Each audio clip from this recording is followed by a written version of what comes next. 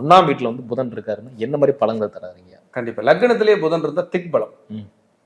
சுயமுயற்சியால் முன்னேறியவர்கள், சுயமுயற்சியால் 2 இடம் 3 இடம் வேலை மாறினவங்க, அறிவாளி, ஞானி, புத்திசாலி, இசை மேல் ஆர்வம் உள்ளவர்கள், இளைய சகோதரியை மிகவும் பிடிக்கும், ஒரு காலத்தில் அவரே பகையாவார், வேலையை அடிக்கடி மாற்றுபவர், வேலையை நான் மாறுற ஒரே இடத்துல தான் இருக்குன்னா வளர்ச்சி இருக்காது, கம்யூனிகேஷன் ஸ்கில் சூப்பரா இருக்கும்.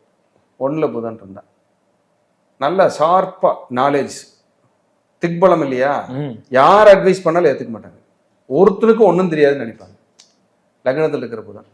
ஆனா அறிவாளியை ரசிப்பார்கள்.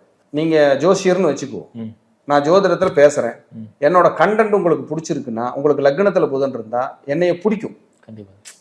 ஜோதிலிங்கம் சார் அப்ப நல்லா இருக்கீங்களா, உங்களதெல்லாம் நான் பார்ப்பேன், ரொம்ப நல்லா பேசுனீங்க, அந்த திக்பலம் வேலை செய்யும். தாய்மாமன் மேல் பிரியம் உள்ளவர்கள், தாய்மாமன் மேல் பிரியம் உள்ளது. ஆமா, லக்னத்துல யாருக்கு புதன் இருந்தாலும் ஒரு நாளைக்காவது காதல் வந்து எட்டி பார்த்துட்டு போகும், எட்டி பார்க்காம போகாது. இதெல்லாம் லக்ன புதனோட வேலை.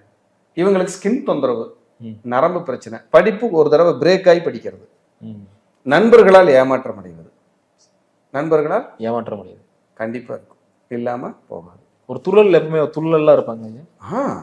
லக்னத்துல புதன் இருக்குது இல்ல, இளமையானவர், இளமைக்கான கிரகம் இல்லையா, 3 குடையவர், நகை பிரியர்கள், எப்பவுமே ஒரு குதூகலமா இருப்பாங்க, துள்ளல் தான், பாத்துக்கலாம் சுறுசுறுப்பு, இந்த பங்காளி இந்த பக்கம் லக்னத்திலே புதன் இருந்தா இதெல்லாம் இருக்கும்.